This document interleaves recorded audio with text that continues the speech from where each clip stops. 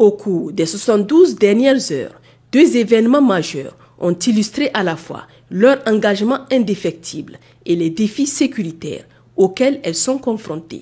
En milieu de semaine, une unité de FDS a reçu des renseignements signalant la présence d'individus armés dans le village de Diblo, situé non loin de Kokoro. Une reconnaissance offensive a été immédiatement lancée afin de sécuriser la zone et porter assistance aux populations civiles. L'opération a permis la neutralisation de 2 terroristes et la saisie d'un important lot de matériel comprenant 2 mitrailleuses PKM-80, 2 fusils d'assaut AK-47, plusieurs centaines de munitions, 4 motos et un appareil de communication portatif. Malheureusement, avant l'intervention des FDS, un civil a perdu la vie et plusieurs autres ont été blessés. Les forces de défense et de sécurité, pleinement mobilisées, poursuivent sans relâche leurs efforts pour protéger les populations et garantir l'intégrité du territoire national. Elles saluent également la résilience et le courage exemplaire des habitants de Diblo qui, par leur solidarité et leur sang-froid, ont fait face à cette attaque avec dignité. Dans la soirée du mercredi 12 février, un détachement des FDS en patrouille a été pris pour cible par un engin explosif improvisé aux abords du village de Tiawa. L'explosion, déclenchée au passage d'un véhicule, a tragiquement coûté la vie à un valeureux soldat engagé dans la défense de la patrie, blessé légèrement, certains. Face à ces actes de violence inqualifiables, les autorités expriment leur profonde compassion aux familles endeuillées et réaffirment leur détermination à éradiquer la menace criminelle avec la plus grande fermeté. Elles présentent leurs sincères condoléances aux familles des victimes et souhaitent un prompt rétablissement aux blessés. Dans leur volonté de traquer l'ennemi jusqu'à son dernier retranchement, les forces armées du Niger et celles du Burkina Faso ont initié pour compter du mercredi 12 février une grande opération conjointe de ratissage qui vise à neutraliser les groupes terroristes qui sévissent dans le secteur, compris entre Kanchari et Tamou, et à garantir la sécurité des populations locales. Ainsi, à ce jour, le bilan encourageant se présente comme suit. 2 engins explosifs improvisés ont été relevés et détruits avec succès. 5 guetteurs neutralisés, 2 motos détruites, un téléphone portable récupéré pour investigation et une importante quantité de logistique appartenant aux groupes armés terroristes a également été détruite. Dans le cadre de l'opération Damissa, lors d'une mission sur le site de Kombaï, une unité des forces de sécurité a interpellé un individu circulant à moto et transportant des cartons. Après fouille, des produits prohibés ont été découverts et saisis, comprenant 109 cartouches d'Iclosa, Testifed, Socomol, Gebedol, Gabidol, Labocof, Dexacure, ainsi que 6 cartouches de cigarettes et diverses autres plaquettes en vrac.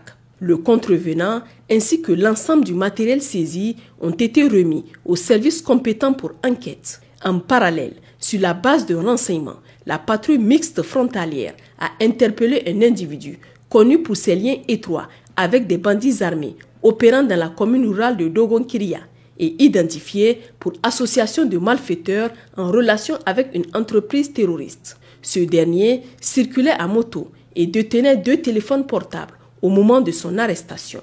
Après vérification auprès des services de renseignement régionaux, il aurait été impliqué dans plusieurs actes criminels aux côtés de ces malfaiteurs, notamment des vols de bétail et des extorsions de rançon. De nombreux témoignages ont confirmé les accusations portées contre lui après son interpellation. La moto et les téléphones saisis ont été remis à la brigade de gendarmerie de Douchi pour approfondir l'enquête. Par ailleurs, de retour à sa base, la patrouille mixte frontalière a interpellé un individu suspect, inconnu dans la localité de Guéza-Bissalla. Il a été remis à la brigade de gendarmerie de Djundju pour investigation. Au centre du pays, dans le cadre de l'opération Farotobushia, les forces de sécurité déployées à Chirgué ont procédé le jeudi dernier à l'arrestation d'un criminel armé notoire, tristement célèbre pour ses enlèvements contre rançon. Son identification a été immédiate et sans équivoque. L'une de ses récentes victimes l'ayant formellement reconnu sur place. Placé sous haute surveillance, il a été transféré à la cellule antiterroriste où des investigations approfondies sont en cours afin de démanteler son réseau. Pendant ce temps, au poste de sécurité de Dabira, situé à 22 km au sud de Madaroufa, la brigade territoriale de gendarmerie a réalisé une saisie importante de 53 briques de chanvre indien. La cargaison, soigneusement dissimulée dans un grand sac de maïs, était transportée à moto, une ruse destinée à tromper la vigilance des forces de l'ordre. Lorsque les gendarmes ont voulu procéder au contrôle, le suspect a tenté de prendre la fuite. Pris en chasse et acculé, il a abandonné la drogue avant de disparaître dans la nature. Une opération de ratissage est actuellement en cours dans le village voisin afin d'identifier le trafiquant et ses complices. Dans la région de Tawa, dans le cadre de l'opération Chara, dans la nuit du jeudi au vendredi 14 février 2025, aux alentours de 2 heures du matin, une unité des forces de défense et de sécurité chargée d'assurer la protection des travaux du pipeline près de Yaya, dans la région de Tawa, a été prise en embuscade par un groupe armé criminel. L'attaque a débuté lorsque le véhicule de tête du convoi a roulé sur un engin explosif improvisé, déclenchant une explosion suivie de tirs nourris provenant de la forêt environnante. Faisant preuve de sang-froid et de discipline tactique, nos forces ont immédiatement riposté avec intensité, engageant un combat qui a contraint les assaillants à battre en retraite sous le couvert de la nuit et de la végétation dense. Grâce à la vigilance et à la réactivité de nos soldats, aucune perte humaine n'est à déplorer. Cette nouvelle tentative d'entrave aux travaux stratégiques du pipeline illustre la persistance des menaces, mais aussi la détermination et l'efficacité de nos forces armées à défendre l'intégrité du territoire et à garantir la continuité de ce projet d'intérêt stratégique. Chers compatriotes, au cours des dernières 72 heures, la situation sécuritaire du pays est demeurée sous contrôle. Cette accalmie ne doit pas être une raison pour relâcher dans notre lutte. C'est pourquoi nous vous exhortons davantage à signaler sans délai tout comportement suspect ou activité inhabituelle aux forces de défense et de sécurité dans l'intérêt de notre sécurité commune.